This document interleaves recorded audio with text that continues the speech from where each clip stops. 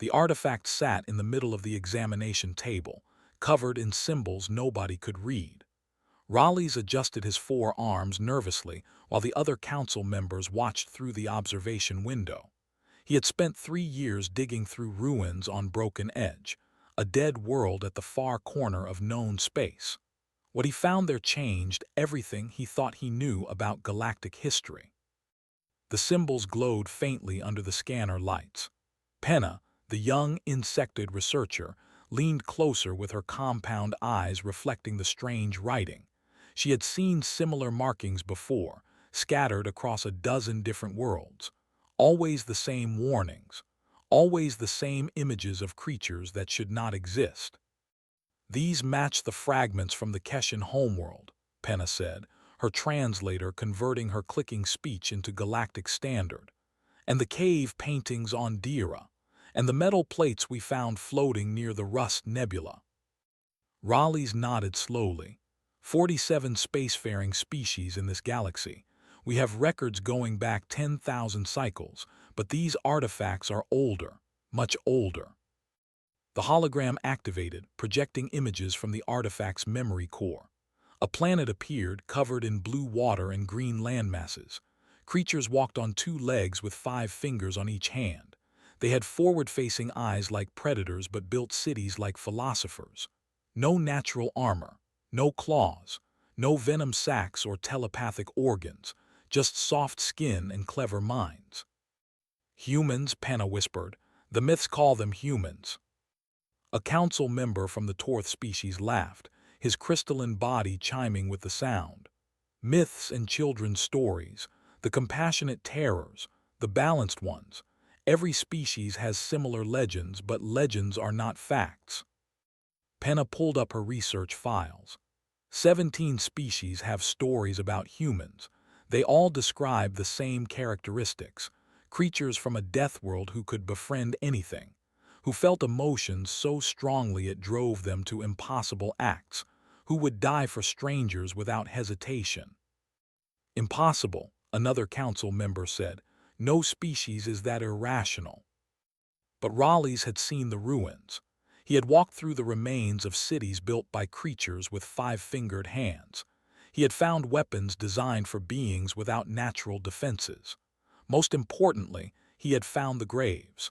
Thousands of them, arranged in careful rows with markers bearing names in that same strange writing. The artifacts tell a story, Raleigh said quietly. 800 cycles ago, humans made contact with the early galactic community. It was peaceful at first.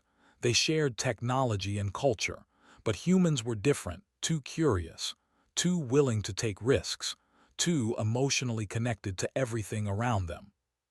Penna brought up more images. Humans playing with alien children, humans crying at alien funerals, humans fighting alongside species they had just met, humans adopting alien pets that could kill them. They called it pack bonding, Penna explained. An evolutionary trait from their death world. Humans would form emotional attachments to anything, other humans, aliens, animals, even machines. Once they bonded with something, they would protect it with their lives. The council chamber fell silent. The idea seemed absurd. Evolution favored self-preservation, not suicidal loyalty to outsiders. What happened to them? Someone asked. Raleighs activated the final sequence. The hologram showed human ships leaving known space. A message played in a language nobody spoke anymore, but the translation was clear. We are too dangerous to be here. Our nature causes conflict we do not intend. We will return when we have learned to be gentle. Tell your children we meant well. The hologram faded. The council members looked at each other with confusion and disbelief. They exiled themselves, Penna asked. That makes no sense. They were more advanced than most species at the time. They could have conquered instead of leaving. Perhaps that is exactly why they left, Raleigh said. They knew what they were capable of and chose isolation over domination. The head counselor, an elderly being from the Vren species, stood up slowly. This is all very interesting, but it remains ancient history. These humans, if they existed, are gone. We have more pressing matters to discuss." Penna shook her head. The beacon on Broken Edge had a countdown. It ended 3 cycles ago. Before anyone could respond, alarms echoed through the chamber. A technician rushed in, his scales flushed with excitement or fear. Unknown signals detected at the edge of the system. Dozens of them. They are using mathematical patterns but not any known language. The council members rushed to the sensor displays. Points of light appeared on the star charts, moving in perfect formation. Ships, lots of them. Their design matched nothing in any database. "Attempting first contact protocols," the communications officer reported. "Sending standard greeting in all known languages." The response came within seconds. The voice was strange, speaking Galactic Standard with an accent nobody recognized. "This is the Terran Diplomatic Corps. We have received your signals. We come in peace and request permission to approach. Humanity has come home." The council chamber erupted in chaos. Voices overlapped in a dozen languages. Some demanded weapons ready. Others called for immediate evacuation. A few stood frozen in shock. Penna looked at the sensor display, watching the approaching fleet. Her compound eyes caught details others missed. The ships were massive but moved with grace. Their formation was military precise, yet somehow felt protective rather than threatening. "The myths were real," she said to nobody in particular. "They came back." Raleigh's placed one of his 4 hands on her shoulder. "The question is whether they came back as friends or as something we should have feared all along." The fleet continued its approach. In the observation room, the artifact with the human symbols glowed brighter, as if recognizing its creators were near. The galaxy was about to remember what it meant when Deathworlders decided to be gentle, or what it meant when they decided not to be. Silence filled the council flagship as 3 figures materialized in the transport chamber. The security teams had their weapons ready but not raised. Every species representative held their breath, waiting to see if the myths would match reality. The first human stepped forward with calm confidence. She was tall by galactic standards, with dark skin and hair twisted into intricate patterns. Her eyes scanned the room, and several council members flinched when her predator gaze passed over them. "I am Captain Diana Ross of the Terran Diplomatic Corps," she said, her voice warm despite the tension. "Thank you for agreeing to meet with us." Behind her stood 2 others. Dr. Henry Liu, shorter and rounder, carried data devices and smiled at everything with childlike wonder. Security Officer Bate Okonkwo moved like a coiled spring, her eyes constantly assessing threats even while appearing relaxed. Raleigh stepped forward as the designated greeter, his 4 arms spread in the traditional Keshan welcome gesture. "We have many questions." Ross smiled. "I imagine you do. We have 800 cycles of answers." The meeting room was designed for comfort, with seating adjusted for different body types. The humans sat without hesitation, seemingly unconcerned about being surrounded by dozens of armed guards and nervous diplomats. Penna could not stop staring.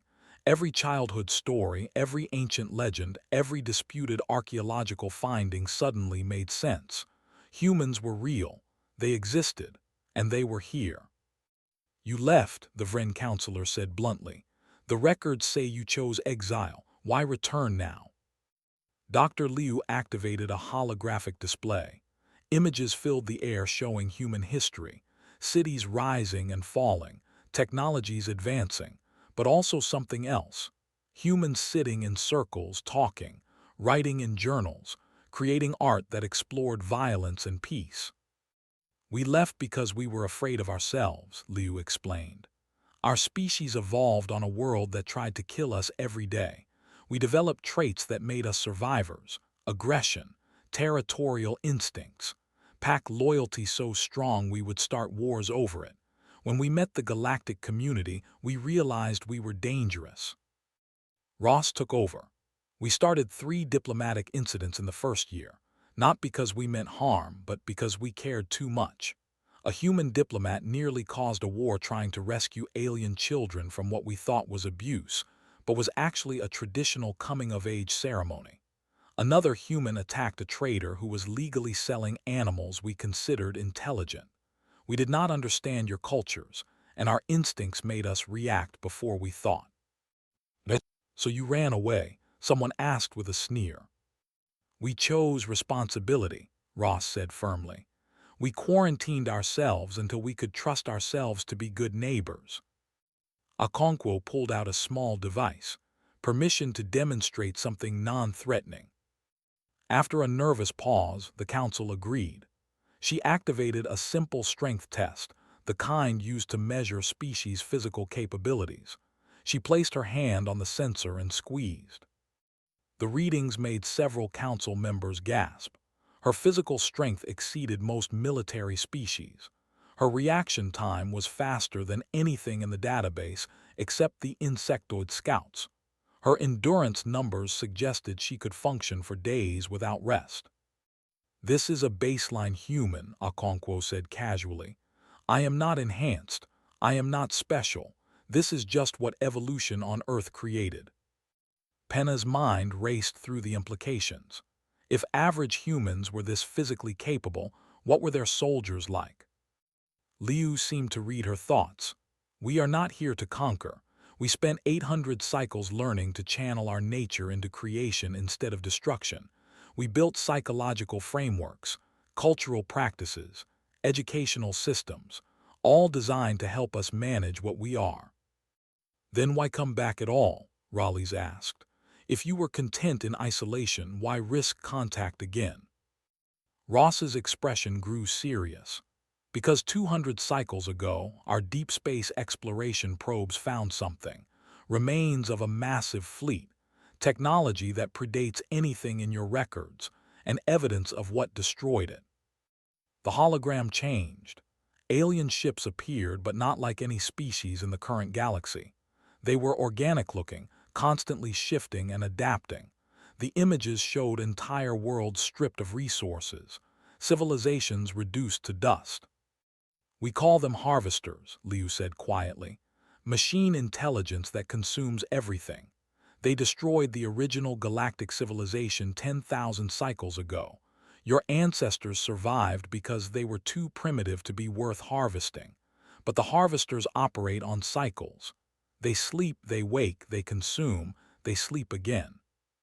Penna felt her internal organs clench. How long? 15 cycles, Ross said. Maybe less.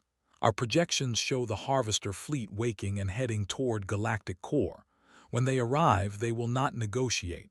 They will not show mercy. They will harvest everything. The council chamber erupted in voices. Some accused the humans of lying. Others demanded proof. A few began calculating evacuation strategies. You have no evidence, the Torth representative shouted. You appear after 8 centuries with convenient warnings. This could be invasion theater. Liu started pulling up data files, but alarms cut through the argument. Every screen in the room flashed red.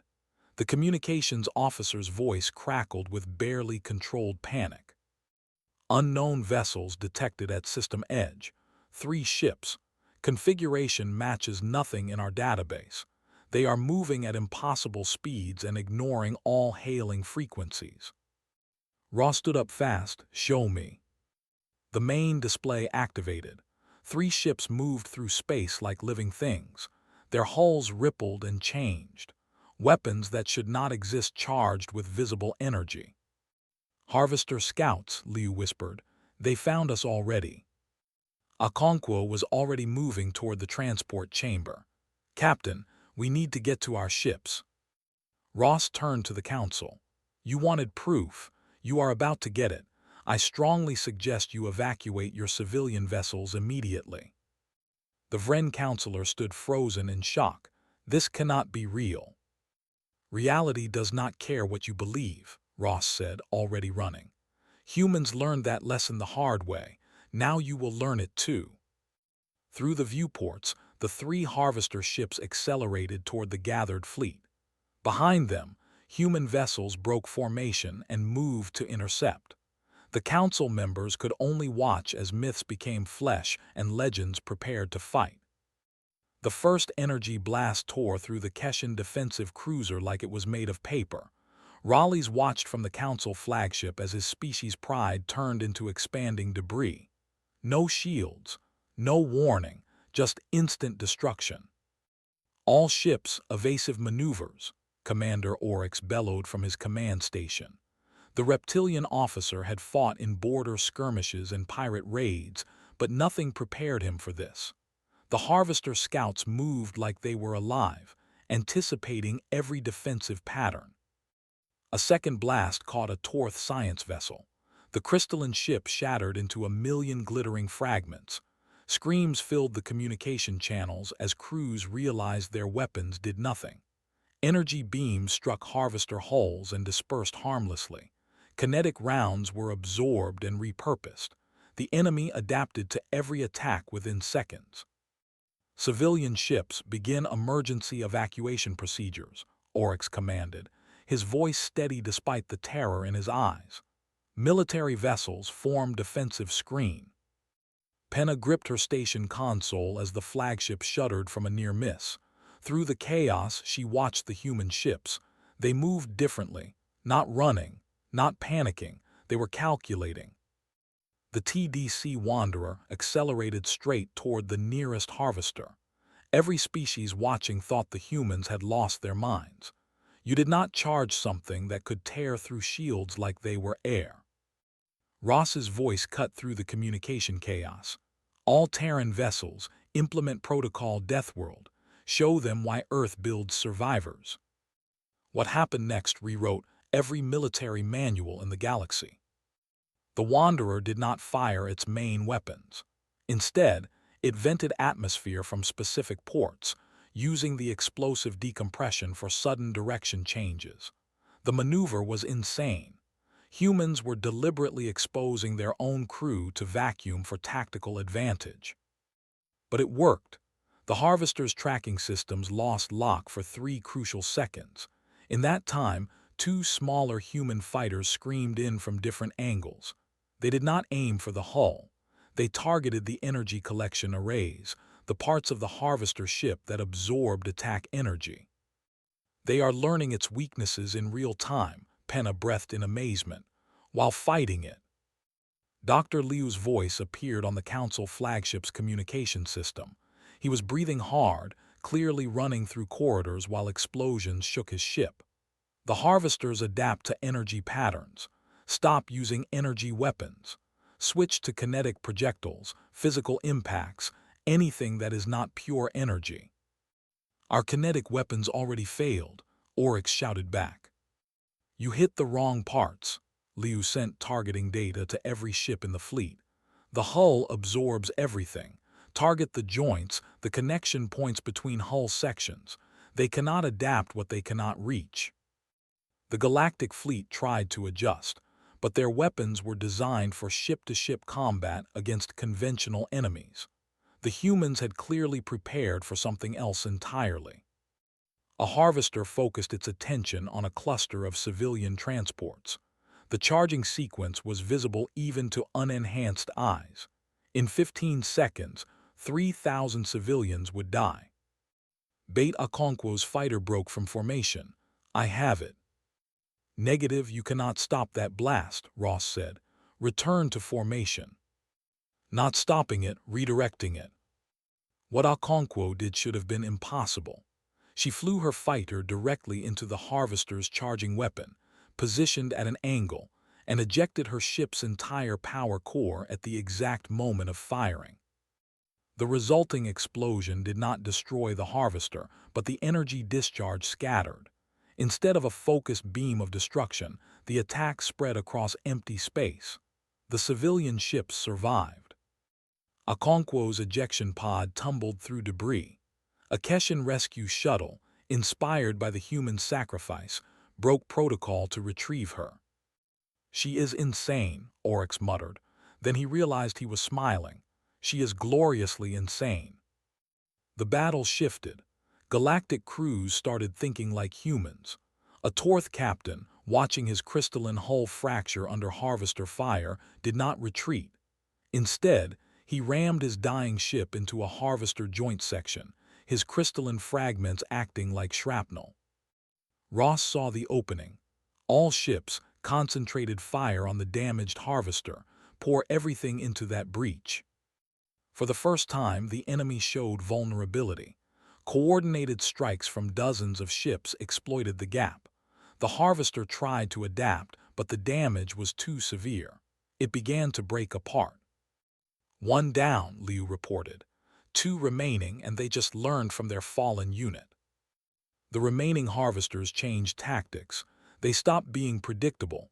They stopped following patterns. They started hunting like the humans did, creative and ruthless. The Wanderer took a direct hit. Ross felt her ship dying around her, hull breaches on 7 decks, life support failing, weapons offline. "Captain, we need to abandon ship," her first officer said. Ross looked at the tactical display. If the Wanderer moved, the Harvester would have a clear shot at the research station where the Council was watching. 300 diplomats, the leadership of 47 species. "Negative, we hold position." "Captain, we will die." "Then we die." Her crew did not argue. They understood. This was what humans did. They protected the pack, even when the pack did not know them yet. But Oryx understood. He saw what Ross was doing, and something in his reptilian brain, something old and primal, recognized the courage. All galactic vessels converge on the Wanderer's position. Shield formation. We protect those who protect us. Ships from a dozen different species surrounded the dying human vessel. They took hits meant for the Wanderer. They absorbed damage they could not afford, because the humans taught them something in the middle of battle. Family protects its own. The combined fleet hammered the second harvester until it broke. The third one, damaged and apparently surprised by the unified response, began to retreat. Ross, bleeding and barely conscious, managed one last command.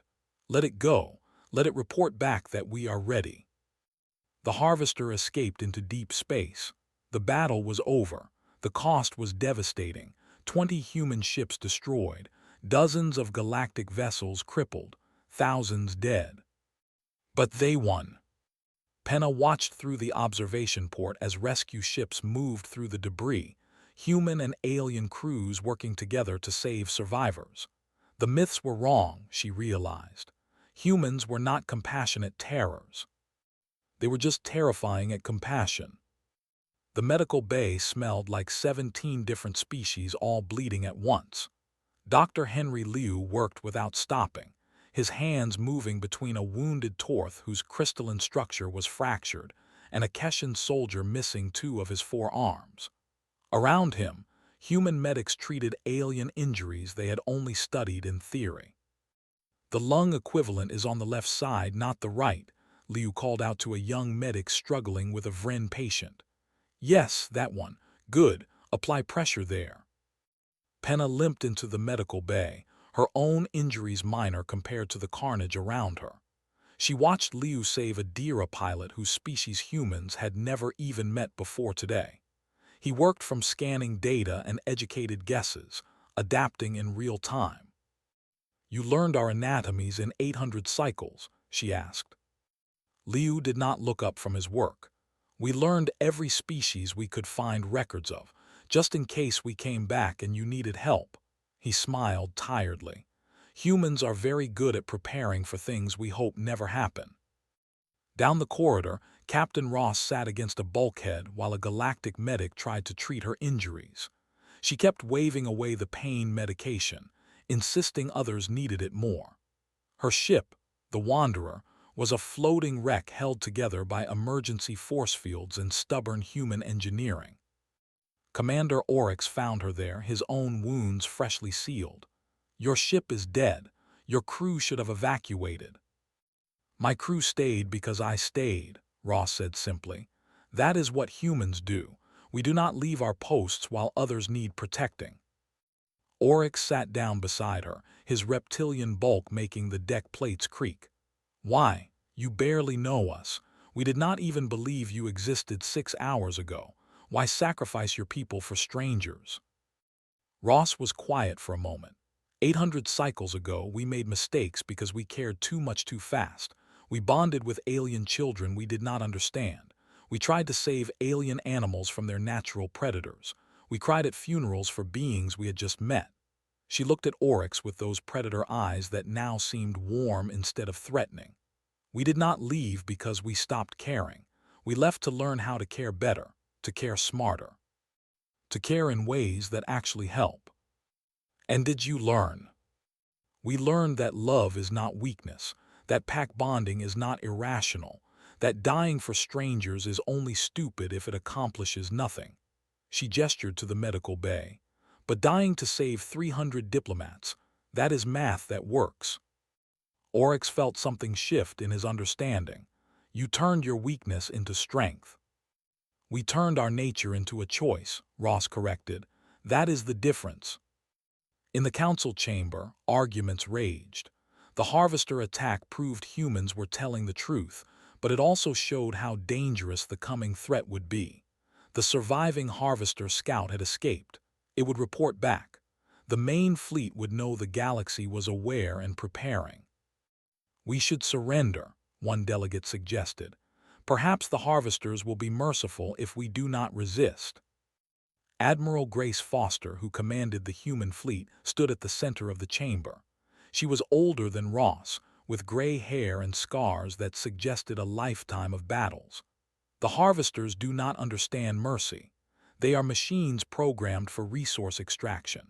To them, your civilizations are just refined minerals waiting to be processed. Then we should run, another voice called out. Evacuate to other galaxies.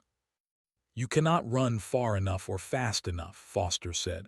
We know. We tried to find escape routes. The harvesters have been harvesting for millions of cycles. They have consumed thousands of galaxies. There is nowhere to hide. Then we are dead, the Vren counselor said flatly. Only if you give up, Foster replied. Humanity learned something important about death worlds. Life finds a way, not because it is strong or smart or lucky, but because it refuses to quit. She activated a holographic display showing the Harvester main fleet. Thousands of ships, each one massive and terrifying. This fleet will arrive in 12 cycles, but we have advantages they do not expect. We have diversity. 47 species with different technologies, different tactics, different ways of thinking. The harvesters are efficient, but efficiency is predictable. We can be unpredictable. Raleigh stood up, his 4 arms raised for attention. Admiral Foster, I must ask directly, what do humans gain from this? You could leave again, hide in deep space while the harvesters consume us. You would survive. Foster's expression hardened. You do not understand humans yet. We do not run from family. And yes, I know we just met. I know some of you still do not trust us. I know we are strangers. She looked around the chamber, making eye contact with representatives from dozens of species. But humans do not need permission to consider you family. We just decide you are, and then we act accordingly. Penna accessed her data files. The historical records mention human pack bonding, the ability to form emotional attachments to almost anything. Is this real? Completely real, Foster confirmed. Humans have bonded with predators that hunted us, plants that poisoned us, machines that had no consciousness. We even bonded with each other despite having different cultures, languages, and beliefs that should have kept us divided. Pack bonding is our evolutionary gift and our curse. How is it a curse? Someone asked. Because once we bond, we cannot stop caring, even when it hurts, even when it costs us everything. Foster pulled up images of Earth, forests and oceans, cities and farmland. This is our home, the only planet humans were born on. We could fill our ships and run, let you all die, keep humanity safe. It would be logical, rational, smart. She closed the display. But we would rather die fighting beside you than live knowing we abandoned you. That is the curse. We cannot help ourselves. The council chamber fell silent. The weight of human nature settled on everyone present. Finally, Oryx stood. His reptilian features were unreadable, but his voice carried conviction. Then we fight, not because we trust you completely, not because we understand you fully, but because you bled for us before we even believed you were real. That earns respect. Other delegates began to stand, slowly at first, then faster. Species that had been neutral for centuries, civilizations that avoided conflict as policy. They stood because the humans reminded them what civilization was supposed to mean. We need a plan, Raleigh said. 12 cycles is not much time. Foster smiled. Then we better start working. Humans are very good at impossible deadlines. The war room was chaos organized into purpose. Holographic displays showed ship positions, resource calculations, and defensive projections. Representatives from 47 species worked alongside human strategists. And the cultural clash was immediate. "This plan is suicide," a Torth admiral declared, his crystalline form refracting light in agitated patterns. "You want to meet the Harvester fleet at the edge of the galaxy. We should fortify our core worlds and make them fight for every system." Admiral Foster shook her head. "You would lose planets one by one. The Harvesters would harvest each world and grow stronger. We need to stop them before they gain momentum." Dr. Liu projected population numbers. "If we let them reach inhabited systems, they will turn your civilians into resources. Every person they harvest becomes raw material.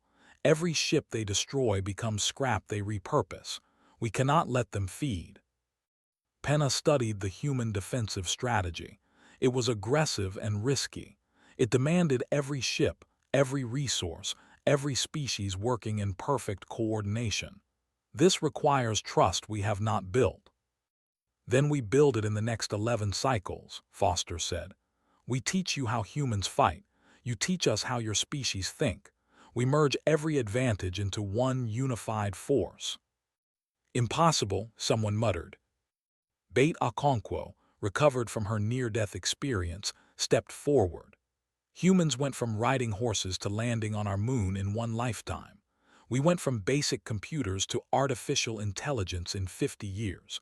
We rebuilt our entire global economy 6 times to avoid destroying ourselves. Impossible just means we have not figured it out yet." The training began immediately. Human officers dispersed to ships across the fleet, while alien specialists came to human vessels. The cultural exchange was messy, frustrating, and occasionally dangerous. A Keshan engineer nearly died learning human damage control procedures, because humans considered acceptable risk levels that would horrify most species. A human pilot got into an argument with a Dira navigator, because humans trusted intuition while Dira trusted mathematics, and neither could understand the other's perspective. But slowly, something emerged. Hybrid tactics that combined Torth shield technology with human shield-skipping maneuvers. Weapons systems that used Vren energy calculations and human creative targeting. Communication protocols that merged insectoid hive coordination with human individualistic initiative. Raleigh's watched a mixed-species crew running combat drills. A human sergeant barked orders at a Keshan private who responded with four-armed efficiency. A Torth engineer argued with a human mechanic about power distribution, their argument producing a solution neither could have reached alone. "They are becoming something new," Raleigh's observed to Penna. "They are becoming what humans already were," Penna corrected. "A pack, but this time the pack is 47 species instead of 1. On the human flagship, Foster met with her counterparts from each species. Some were enthusiastic, others remained skeptical. A few openly questioned human motives. "You share your weapons technology freely," a delegate noted. "You teach us your tactics, you give away advantages. Why?" Foster poured herself coffee, the human stimulant beverage that had become legendary among the fleet. Because advantages mean nothing if everyone dies. We either win together or lose together. There is no scenario where humans survive alone and call it victory. Your species is irrational, the delegate concluded. Our species understands that survival without purpose is just slow death, Foster replied. We would rather die fighting beside friends than live alone in the dark. Weeks passed. The defensive line took shape at the galaxy's edge. Thousands of ships arranged in formations that looked chaotic but contained hidden order. The front line was mixed-species crews on human-designed ships. Behind them, support vessels from every civilization. In reserve, rapid response teams trained in hybrid combat tactics.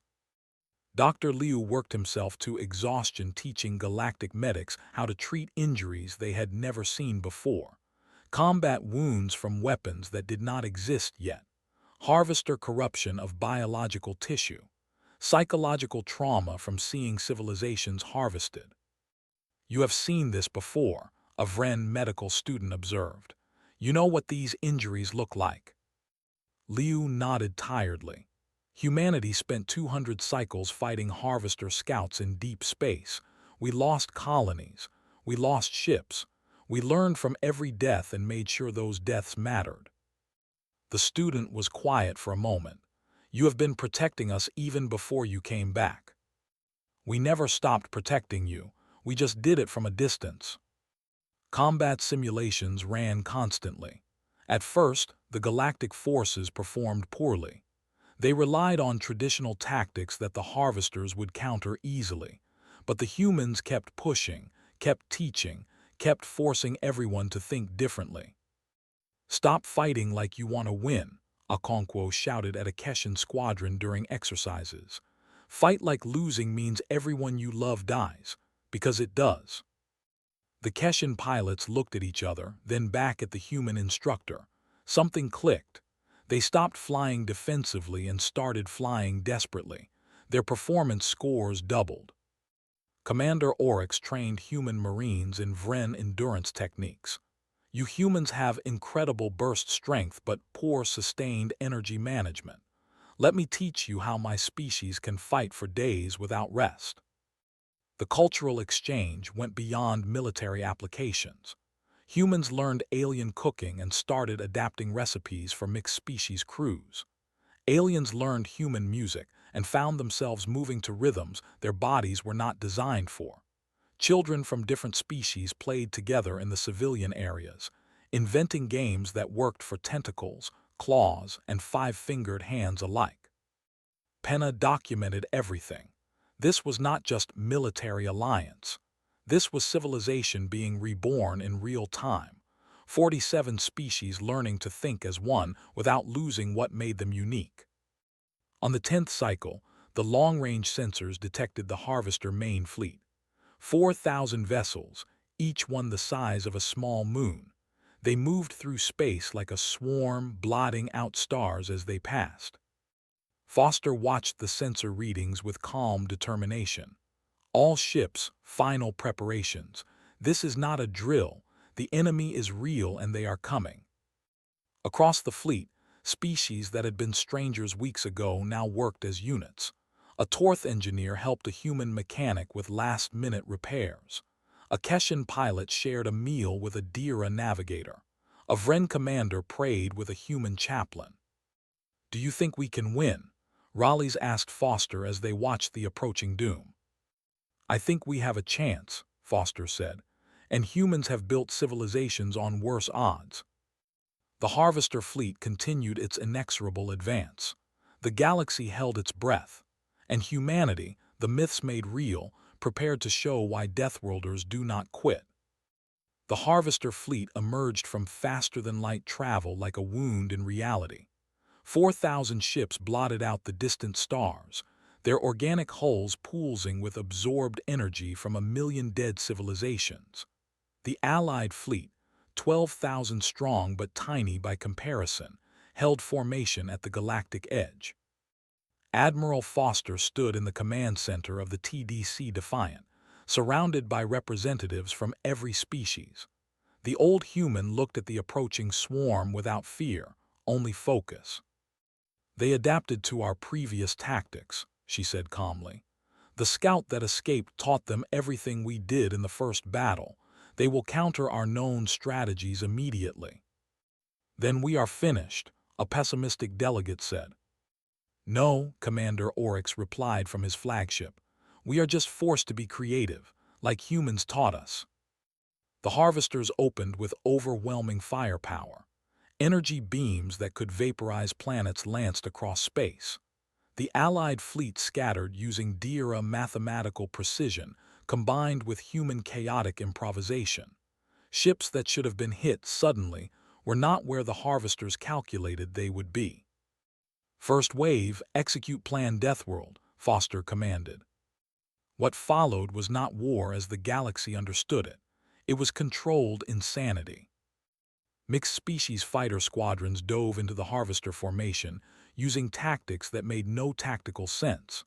A Torth pilot would fly straight at a harvester, then at the last second, a human wingmate would fire a physical net that the Torth's shields could magnetize. The net would catch on the harvester's hull, and the Torth would bank hard, using the net's connection to spin the massive enemy ship off course. "That should not work," someone shouted. "Physics does not care what should work," Dr. Liu replied from his medical station. "It only cares what does work." The harvesters adapted quickly, but the Allies were ready for that too. As soon as a tactic stopped working, the fleet switched to something else. Keshan ships used their four-armed crew efficiency to manage human-designed weapons that required constant manual recalibration. Vren vessels absorbed incredible damage, while human repair crews literally welded hull breaches closed from the outside in vacuum. Bait Okonkwo led a boarding team onto a damaged harvester ship. Her squad was mixed species: 2 humans, 3 Keshan, 1 crazy Torth who volunteered. They cut through the hull and entered a nightmare of biological machinery. "Plant the charges and get out," Okonkwo ordered. "We have 4 minutes before this thing adapts to our intrusion." They moved through corridors that tried to close around them. The harvester was alive in ways machines should not be, but Okonkwo had fought harvesters before. She knew their patterns. More importantly, she knew how to ignore patterns and trust instinct. "Left passage now," she shouted as the corridor ahead began to seal. "Scans say right passage is the correct route," a Keshan soldier argued. "Scans are what it wants you to think, trust me." The team went left. The right passage collapsed into crushing pressure. The left opened to the ship's power core.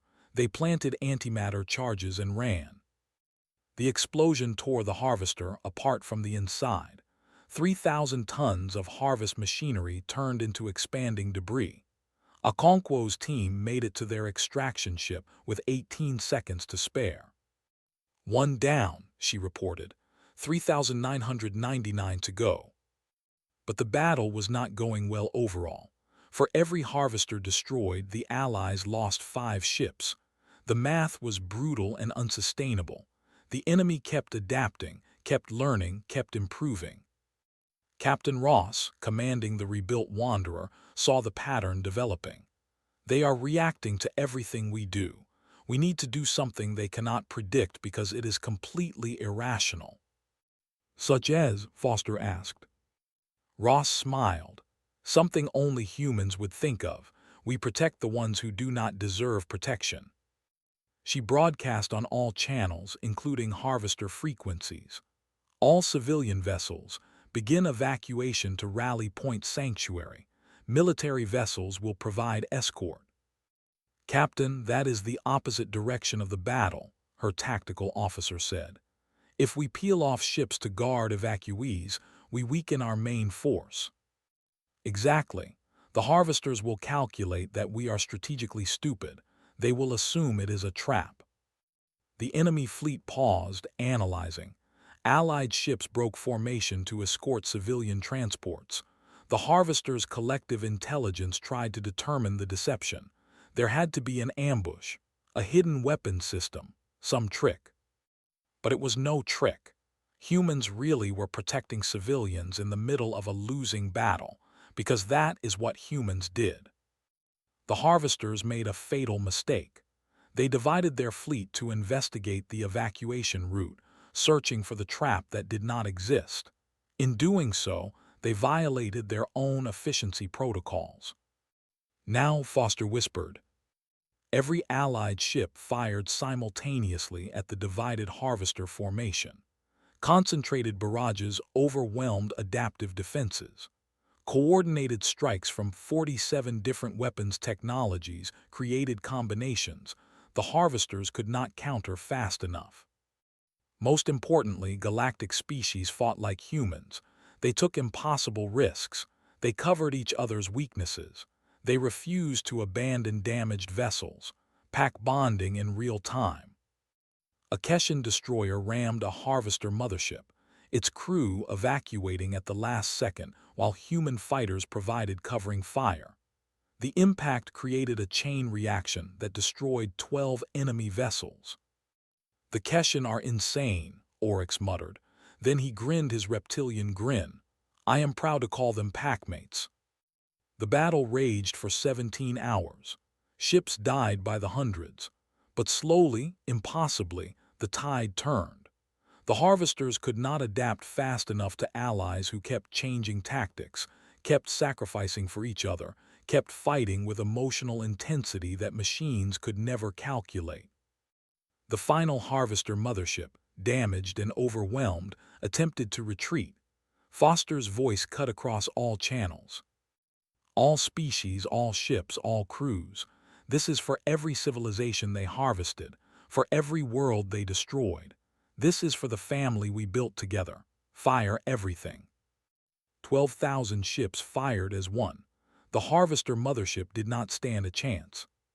Silence fell across the battlefield. The debris field stretched for light years. Allied losses were catastrophic, but they won.